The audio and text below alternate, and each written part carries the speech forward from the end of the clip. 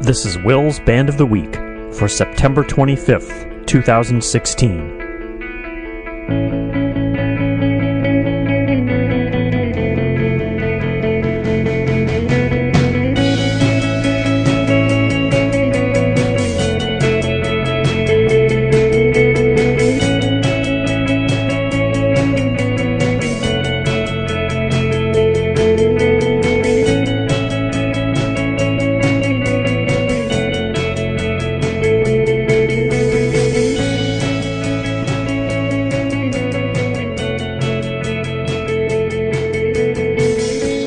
Hello, and welcome to another edition of Will's Band of the Week.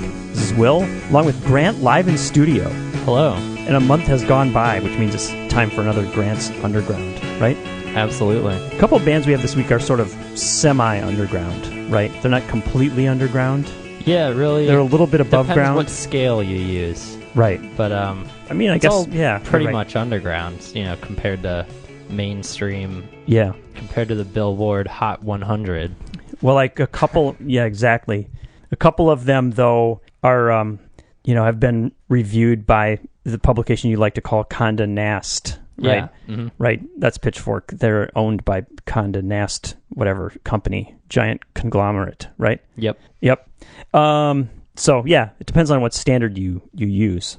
But, well, I think it all qualifies as a Grant's Underground, right? Because Absolutely. part of being a Grant's Underground thing is that you're not constrained by anything. Like, nobody's going to tell you what to play. It's so, all like, me. if you wanted to play, for example, like a new Arcade Fire song, nobody could stop you, right? I don't think so. I don't think there would be any, police guys saying, that's not underground enough. You're kicked out of the podcast circuit. Right. What if you wanted to I hope play? not. I think what would cause me to kick you out though? If you played something by the Red Hot Chili Peppers. Oh, yeah. Then you're out of here. That'd be Well, that's fair. you'd be fired. I hope you would immediately. hold me to that standard. Yeah, that's. I mean, you can only tolerate so much. So, all right. So, any music news? Anything happen? Anybody getting a big band dispute or something, or Not that I'm aware of. on stage meltdown? It's Anything all like that? peace, love, and happiness in the music community, Right. as far as I can tell. Right, which means there's no music news, right? Uh-huh. Maybe there's some famous pop star putting out a new album, and that would be news, right? Right. But the people will find that out without us reporting it, right? I think so. Yeah. So, well, I do have one of these.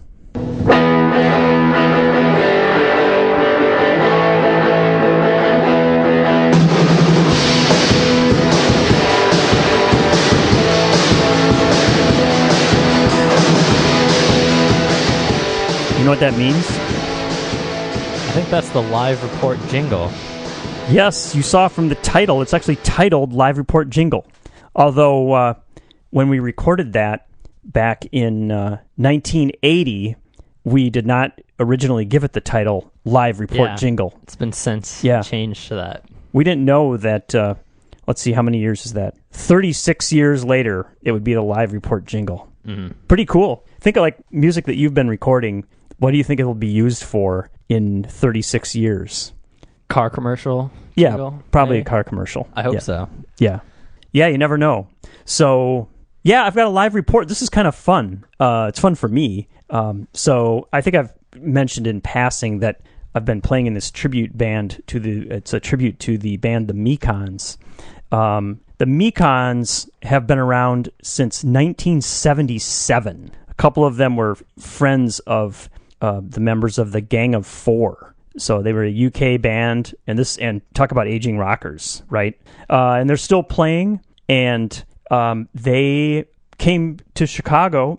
Two of them now live in Chicago, and so whenever they get together and do these not huge tours, but small to medium length tours, and they usually play Chicago because I think they gather in Chicago when everybody comes to the U.S. And so our whole band went down to see them. So it was kind of cool. It's like the tribute band goes to see the real band.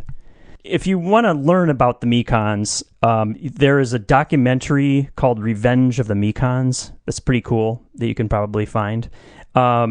they're kind of a classic story of a band that is critically acclaimed, but they don't sell very many records, but they just keep playing. So I consider them like great aging rockers. They've got a lot of albums. I looked at the Wikipedia article, and I think there were 18 albums listed. And they're kind of there's a little bit of I guess what you'd call alt country and a little, I guess, punk. I'm not good with definitions, so but I think they fit sort of in those categories. And also just sort of some 80s rock, some of their stuff sounds like. And this show was at a place in Chicago called The Hideout, which is a pretty cool venue. It's looks like it was originally a house, and it's in the middle of sort of a warehouse district, and it kind of looks out of place, but it's cool. Seems cool. Yeah, it's From probably the videos I've seen. Probably 150 people, maybe, capacity.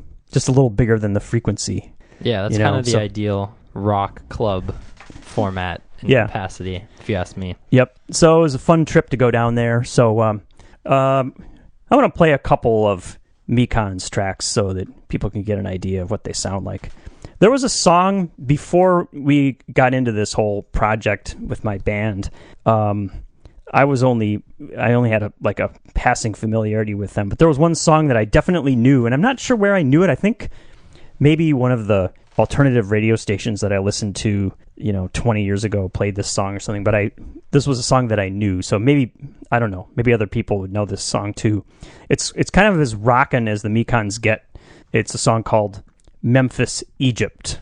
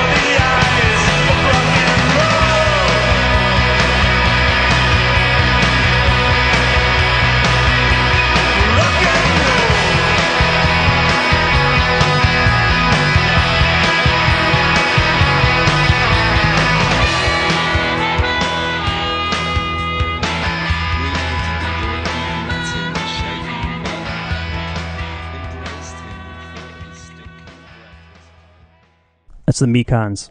Yeah. Memphis, Egypt. Here's one more. I think this one is actually in a car commercial. That's kind of cool, right? It's either bad or it's cool, but it's funny to me because it's so like anti-Mekons kind of thing. Sure. So, it's called Where Were You?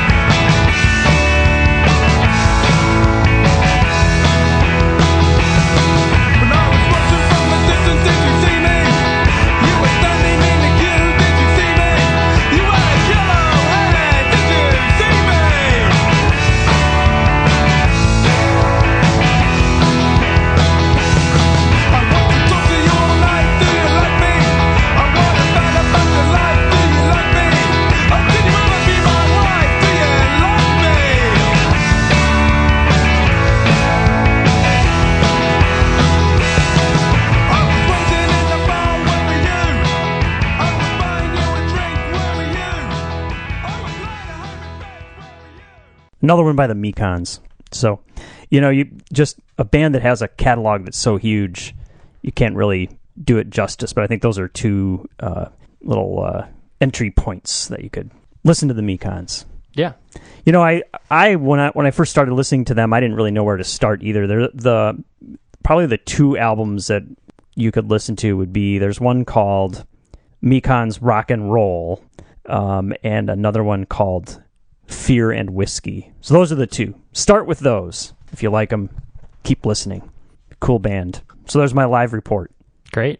Now it's time for the real Grant's Underground. That could be Will's Underground, that part, right? Yeah, it's kind of Will's alternative indie rock history. Right, exactly. But certainly also underground. Yep. All right, let's talk about Preoccupations. This has been kind of out in the indie rock press, right? Yeah. People probably heard of this. They kind of lost their, I don't know. People are still talking about them. I think there's a sense that they're declining in popularity maybe a little bit. Yeah. But I don't know. It's not like no one paid attention to this album. Right. In terms of the indie rock sphere, it's not really underground right now. Right. So, of course, Preoccupations is the band formerly known as Viet Cong, and featuring two members of one of your classic favorite bands, Women. Yep. They were based in Calgary, right? Yeah. The band Women was. Correct. Preoccupations, do they have a home base? I think they all live in different places. The lead singer lives in Nanaimo in British Columbia, and I think some of the other members live in like LA or Montreal or something. They're kind of all over the place. The new modern version of an indie rock band, yes, right? Definitely. Yep. So, should we just start by playing something? Yeah. Why don't we do that, and then we can talk about it. So it's a self-titled album, Preoccupations. So what are we going to start with? I think we should start with track 3, Zodiac.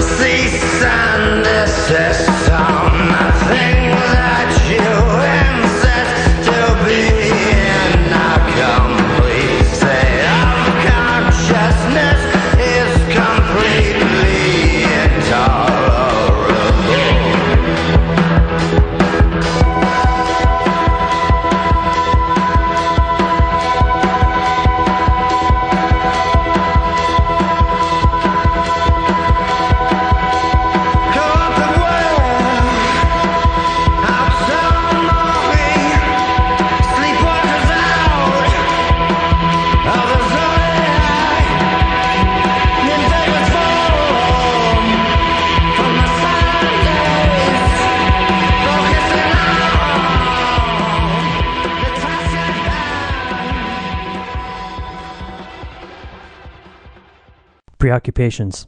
Yeah. Got any comments? I think we should just play another track. All right. You have a pick, right? Yeah. I told you I was kind of torn between 2 and 3, and you just picked number 3, so I'll go with number 2, which is called Monotony.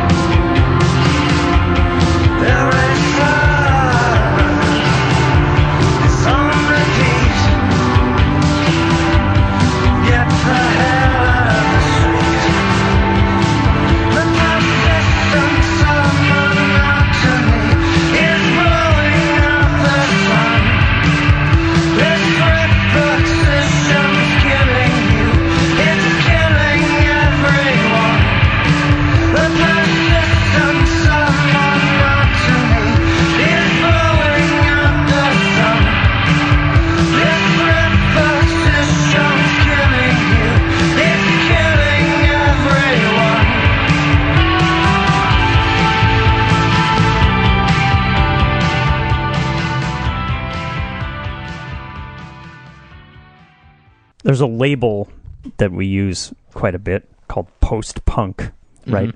And that you would have to say that this fits that, right? Yeah, definitely. It's there definitely is. It does go back to like Joy Division, I think, where there is a comparison there. Now, instrumentally, not as much as just kind of the mood and the vocals are kind of Joy Division-esque, I think. Yeah, definitely. There's kind of like a punk goth lyricism thing going on, but the production is really detailed and kind of like, I don't know. Yeah, Joy Division and The Cure definitely come to mind. I think what I like most about it is the guitar work and the guitar sounds, which are creative and interesting. Yeah. Sometimes I think on this album they feature the vocals more, and I think that makes it actually a little bit weaker because I don't know, he's not really like a featured vocalist kind of guy. Yeah, I'm think. With you on that. And so I actually like it better when he actually sings a little bit more, and sometimes he more like when he's really forceful and his voice gets kind of gravelly, I don't like it as much. But it's not like singers have to be like smooth or anything, but I guess just how I react to it. Mm-hmm. So, but there's a lot on this album, and there's definitely a variety. Like the tracks definitely don't all sound the same. There's yeah. So it's a worthy listen, I think. Yeah. Like I know I like this album, but it's kind of hard for me to digest what it means to me, like emotionally. Mm-hmm. Like, I don't know. It can be kind of all over the place, and the sequencing is good. Like I like the transitions in between tracks, and I like that there's a couple tracks that are just like a minute long and have like weird fade outs of instrumentals that seem like they're going to lead into something else, but then they just kind of die out. And I like that unpredictability, but I don't know. It almost feels like it's lacking something that the last album had that was just sort of like a raw emotion thing, but it's really intangible for me. How about another track? Sure. Let's play Stimulation.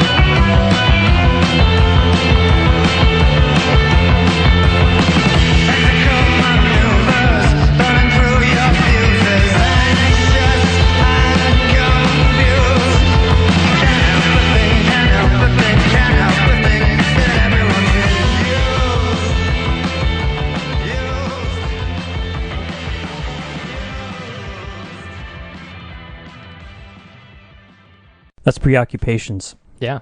We should probably mention that they are a very good live band. Yeah, so, definitely. If you're inclined to like this, and if you get a chance to see them live, there's something about them that, again, I guess it's the intangible thing, but I think they're very good live. And yeah. Part of that is the drummer's great. Drummer's fantastic. Yeah. Yeah. They're just a really they're all really tight as individual musicians. So I don't know. Even if you have a chance to see one of the members in another band, I would say just go if you like this kind of thing. They're just good musicians all around, I think. Yep. All right, preoccupations. All right, let's move on to the next one. What's it going to be? Chook Race from Melbourne, Australia. Hey, we know somebody from there. We do. A correspondent, I believe. Yeah. So Nicholas is he could be next door neighbors with them, I'm thinking. Mm-hmm. So we're going to have him investigate this, and that's going to be exciting. So in the meantime, we're going to play some of their music, right? Yeah. So they have a new album called Around the House. I forgot. You told me about this band, but I forgot to ask you whether they have other albums. As far as I'm aware, this is their only album, but I haven't really done too much in-depth research about that. It's definitely their only one on the record label they're currently with in the U.S. And they're on all the mainstream streaming services, I think, right? Yeah, I think so. Yeah. Do you think everybody knows what a chook is? I kind of doubted. I had to look it up. Yeah, I did too. So I bet Nicholas knew what it was. Yeah, maybe the Australian listeners do. Yeah.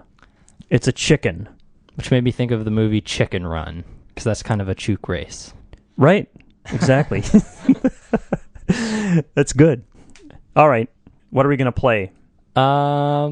First track, Hard to Clean.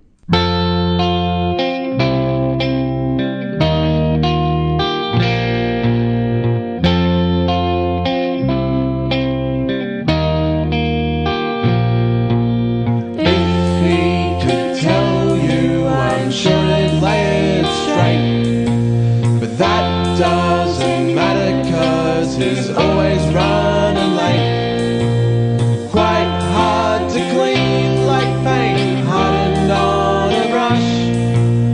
Harder again, 'cause he's always in a rush.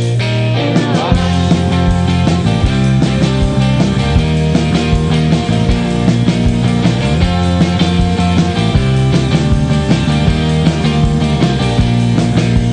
If he could tell you, I'm sure he'd play it straight. But that doesn't matter, 'cause he's always running late. Quite hard to clean, like paint hardened on a brush. Harder again, 'cause he's always in a rush. In a rush.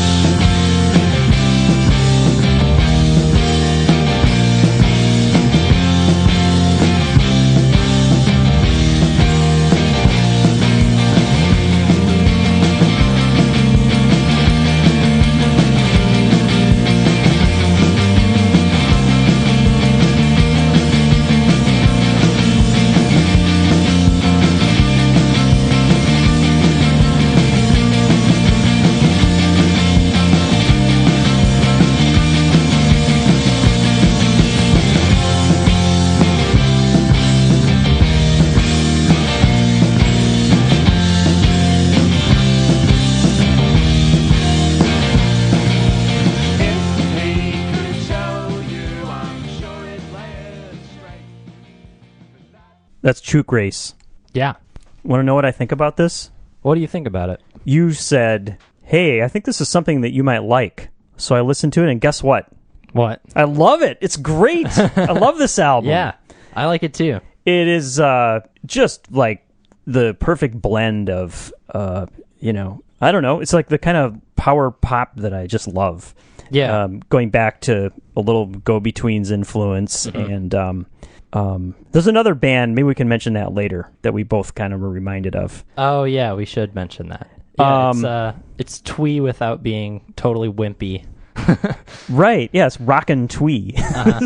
Yeah. Yeah. So I was going to pick track 2, but that would be lame to go with 1 and 2. So I'll pick one later in the album. Okay. Let's try track 9, which is called Sun in Eyes.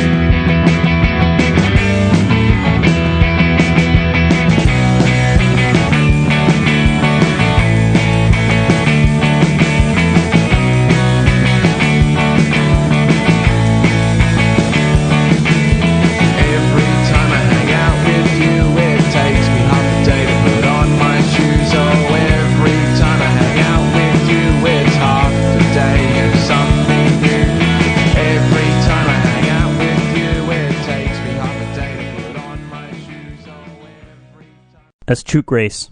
It's an album just full of really catchy songs like that. Mm-hmm. To the point that I found it difficult to decide what track or tracks to play because there's just so many good ones. Yeah. I think we should play the one that sounds like another band after this. Should we play it and then challenge the listeners? Uh-huh. It's the Sure. challenge the listeners to identify the band that we think this sounds like, Mhm. right? Let's play At Your Door.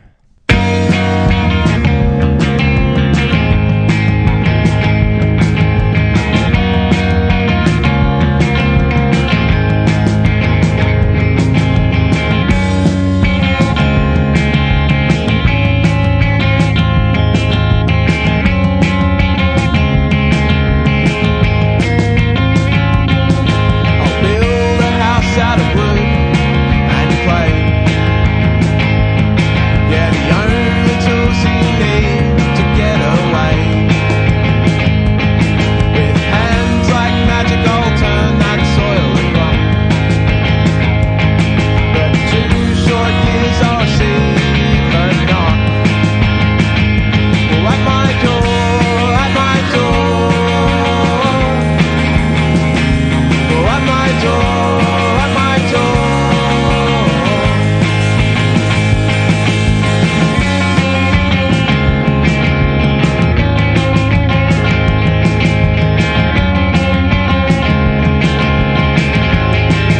Yeah, I'll build a house out of wood and clay. Yeah, the only tools you need to get away. With hands like magic, I'll turn that soil to crop. But in 2 short years I receive a knock. Well, at my door, at my door. Well, at my door, at my door. Well, not my door, not my door. Well, at my door, at my door.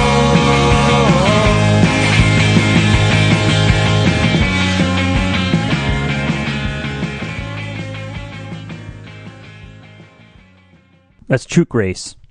Yeah, it's a good one. So I think we were in the car and we were playing this, and this song came on.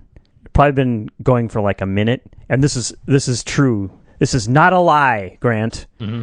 In my head, I said to myself, "This kind of sounds like Royal Headache," and then like 15 seconds later, you said, "This kind of sounds like Royal Headache." Yeah. So yeah, another Aussie band that we have featured on the podcast, Mm-hmm. Royal Headache. They're from Sydney though, so they aren't quite Nicholas's next door neighbors. Mm-hmm. So yeah, I just really like this album a lot. So check it out, Chook Grace. Anything else you want to say about it? I don't think so. All right, we're gonna let it speak for itself from this point. So Yeah, okay, the hits are just gonna keep on coming, right? they are. So this one, you told me you're particularly enthusiastic about this next one. I am, yeah. This one came out on the same label on the same day as Chook Race, and it's called The Hex. They're from Chicago. They're a post-punk band. You could definitely call them that. Let's play a song. Okay, The Hex, self-titled. What are we gonna play? Trust and Order.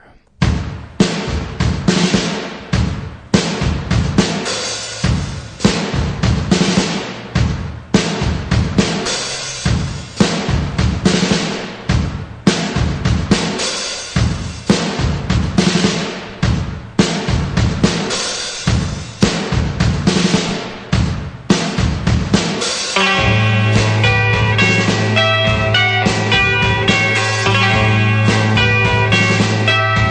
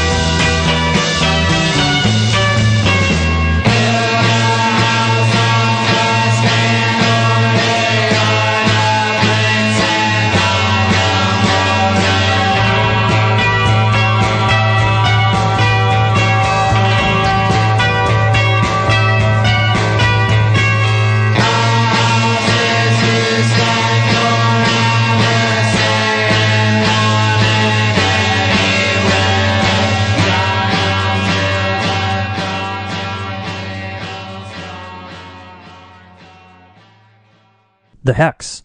Yeah. They're almost a local band for us. They're from Chicago. Yeah, they're a couple hours away from local. Mm-hmm. Yeah. So it pretty much qualifies. Yeah. I really, really like the drums on that track, but across the whole album, I think there's really good minimalist force drumming. It's a good way to describe it. Mm-hmm. It's also a diverse album.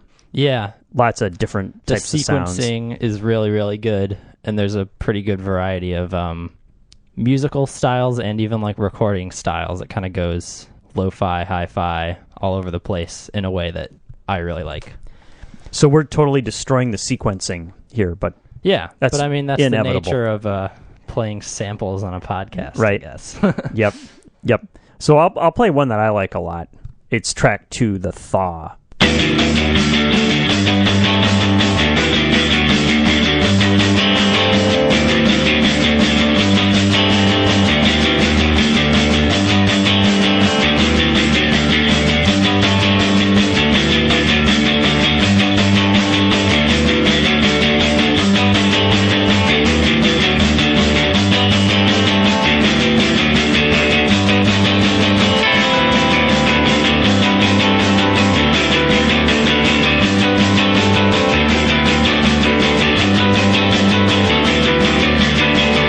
Sitting on a blanket with a mouthful of chocolate. All right, brother, we're so happy together. Running in the sun with a postcard and a plum, blowing smoke with a chatter following. Strolling hand in hand, but you had an accent. A moment of rest to hold on to. Something from the ground, cut an angle to the spot. We were hoping you could plant something good and long lasting.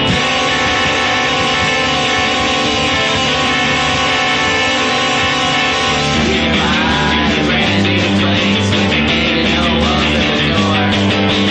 Slowly he rakes all the blue hose coils and all the cotton right out the backyard. You would know it's someone, a handful of chewing gum on the farm. We're getting married tomorrow. Riding on a shotgun, pieces from the top while you're swimming on your favorite orange beach towel. Keeping that nose to the ground. Remember that cheat sheet sandy floor, sand in your mouth. Yeah, we did it together, keeping your nose to the ground. Whatever that cheat sheet sandy floor, sand in your mouth. Yeah, we did it together.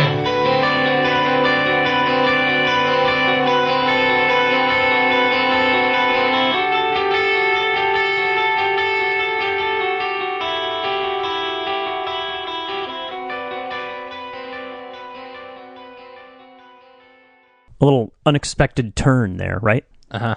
There's a lot of those on this album. Yep. If you're cool. a fan of unexpected turns, I highly recommend it. Yep.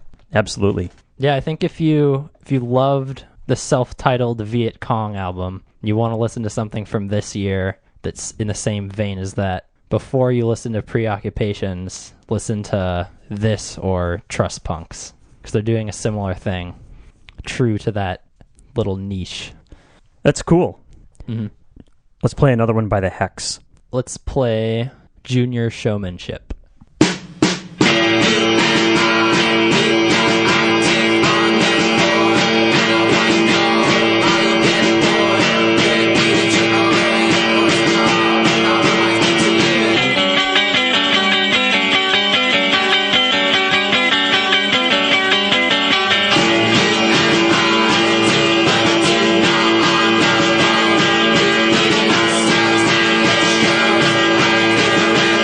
This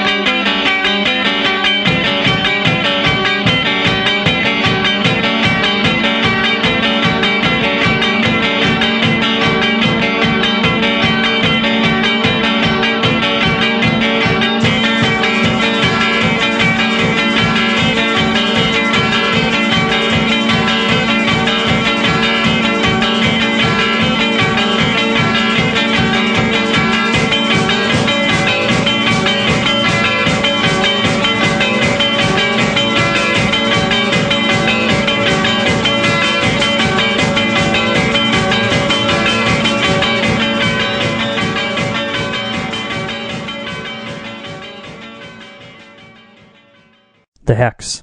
The drummer uses a maraca on the tom drum, and I think just on its own, and it adds a nice little flavor that you don't normally hear in a standard rock drum kit, I think. Yeah, that's interesting. There's another track on here that we should just play a little bit of because I think it's cool. Uh-huh. It's called Landscape Photography, and that's what it sounds like. It's exactly what it sounds Right? like. It sounds like... So now imagine in your minds a musical representation of landscape photography. So according to the Hex, it sounds like this.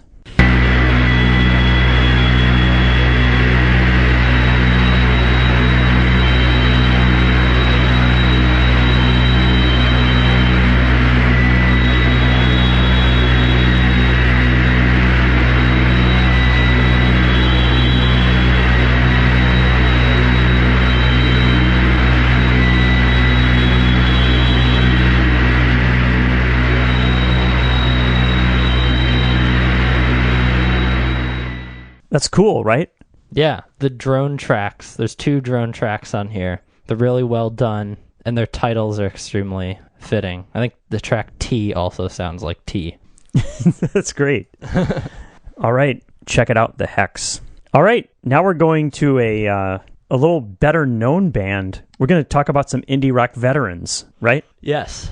Okay. And I told you I've only listened to this like 1.5 times. So I have some impressions, but I don't have a real good feel for it. But you're going to give the listeners some great insights, I'm sure. Sure.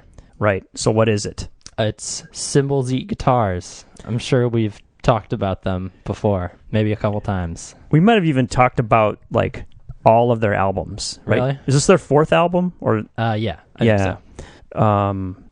So they're definitely indie rock veterans. Yes. I know that they started somewhere in New Jersey, right? Isn't that where they were from originally? Yeah, they started with pretty much just the singer guitarist, and then their most recent 3 albums have had the same lineup. That's they all live in Philadelphia right now, except for one guy. So that's sort of a... Can we say, even with a city that big, can we say it's like an up-and-coming indie rock place? It is. It seems that way, or is it just kind of random that we've fallen into... No, there's a bunch of bands right there. That's one of the places you would move right now. If you lived in the U.S. and wanted to like move somewhere to be in a band, Yeah. it's one of those places. Yeah. Well, that's good. Yeah. That's a good thing Totally. about a place, right? Mm-hmm. Okay, yeah, so Symbols Eat Guitars has a new album called Pretty Years. They, I'm going to do my music journalism while we're playing this first track, but I'm pretty sure they enlisted a well-known producer on this album. Do you happen to know that? Is it John Agnello? I thought it was John Congleton. Oh. I don't know. We're Well, going to look it up. They've had kind of well-known producers for most of their albums, actually. Guys that recorded like Dinosaur Jr. and Sonic Youth. Oh, so But, I don't know. I don't know about this one specifically. We're going to find out during the first track that we play. So what are we going to play? Let's play track 4, Close.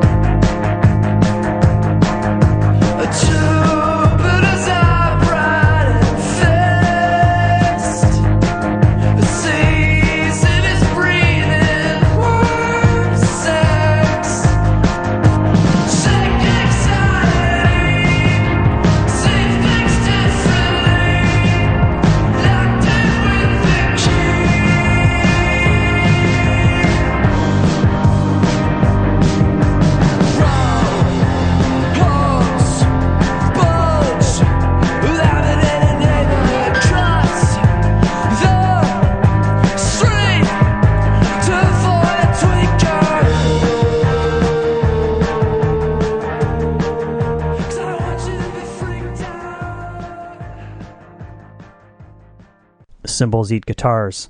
And yes, John Congleton is the producer. And I just looked him up. Man, oh man, has he produced a lot of stuff. It's Yeah. crazy. It's a big list. It says, the Wikipedia article says, selected production work. And it's just this gigantic list. The guy appears to be busy, right? Mm-hmm. Definitely.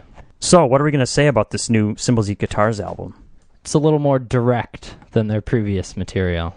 It's a little more going for it in terms of hooks, possibly stadium success. Yeah, I kind of feel that way too. But they're pretty... That's kind of the angle they spun it with in press releases and stuff. So they're conscious of that. They're not just doing it because they're desperate for money or something. I don't think. Or maybe they are.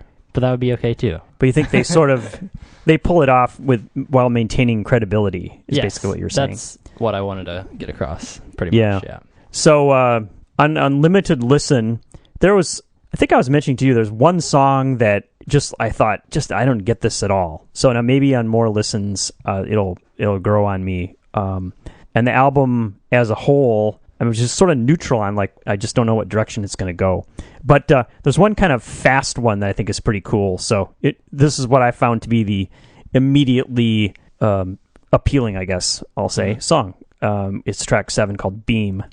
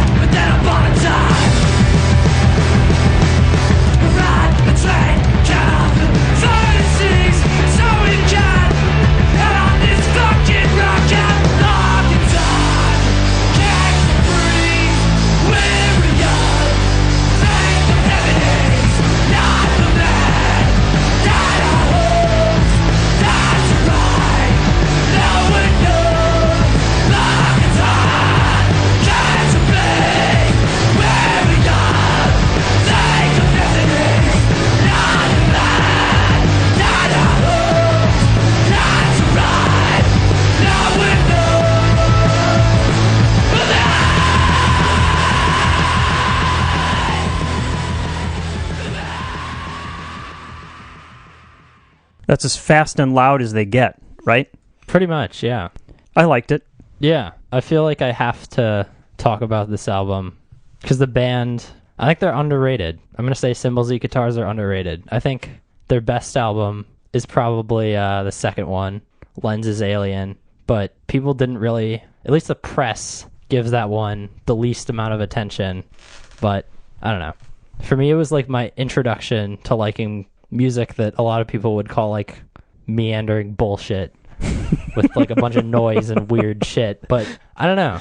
I think they do it really well. I think they're a good band even when they try out stuff like this that's more stadium arena rocky oriented. So Good. they have my stamp of approval forever. All right. Good. Yeah. Let's play one more song then. All right. Let's play slower track. This one is called Mall Walking.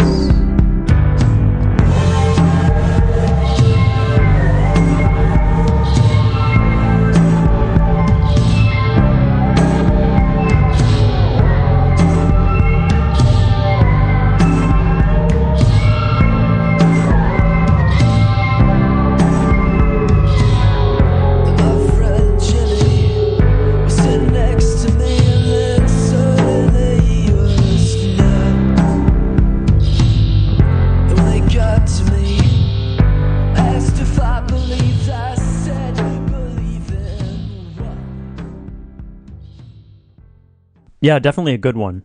Two things about the drums. Obviously, the ton of reverb on the drums, heavily affected. which Definitely. that's a pretty cool sound, I think. Also, Yeah. don't you think the snare drum without the snare part engaged is kind of an underutilized thing? Yeah. It's kind I of a think cool so. sound. It definitely is. Yeah. So, yeah, good song, too. Mm. I'm with you on that one. So now I have more hope for the album as I listen to the whole thing. Great. Yeah. Cymbals Eat I'm Guitars. Still kind of digesting it, but definitely positive so far. You made the call that it was Uh-huh. worthy of Grant's Underground. Yeah. That's Exactly. it's a pretty high standard. Uh-huh. So, all right. Well, we're a free form podcast. We can go on as long as we want. Yeah. Do you want to talk about something I else? actually remembered there's a thing that I just barely didn't talk about last podcast. I listened to it a little bit more, and I decided, well, I should talk about it on this one. Because they're another almost local band from Chicago. They're called Earring, and they're a two-piece band, and I would rather play a track than describe what it sounds like. So, let's play the song Black Chalk.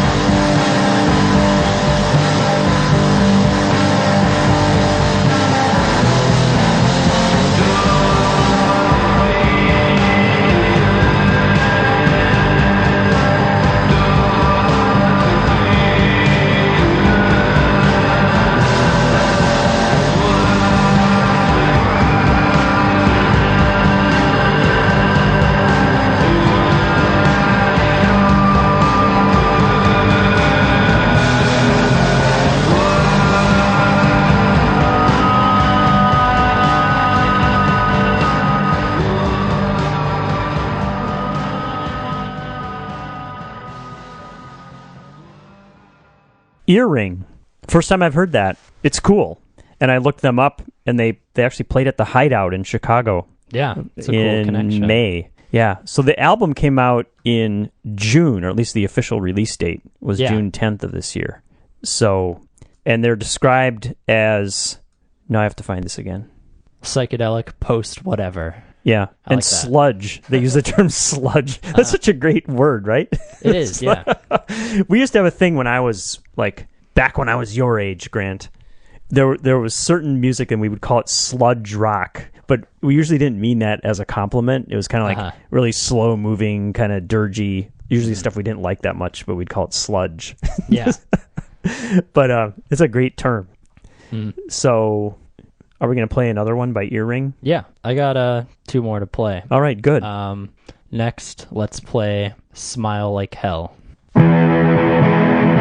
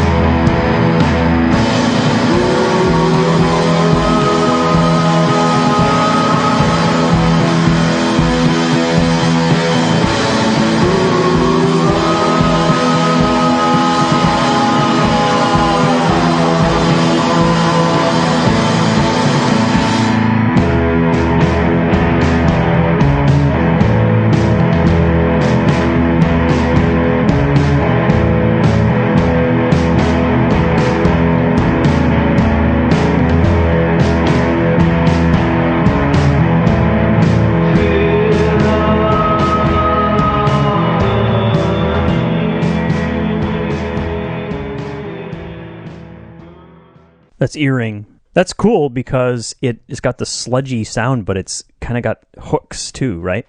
Yeah, definitely. The vocals there's not very much clarity, but they sit in the mix nicely, and you can definitely hear the melodies. They're still catchy. What's the name of that band that I'm kind of proud of myself for forgetting the name of this band? The most famous two-piece band, guitars and The White Stripes? no, not them. The other most famous one that's more bluesy. The Black Keys. Right. I wanted to say Take That, Black Keys, right? Yeah. I mean, come totally. on. Come on, people. I'm with Yeah. you. All right. Yeah. Let's play another track then. You have another one, you said. I do. The last track, which is 7 minutes long. It's called Midnight Pave.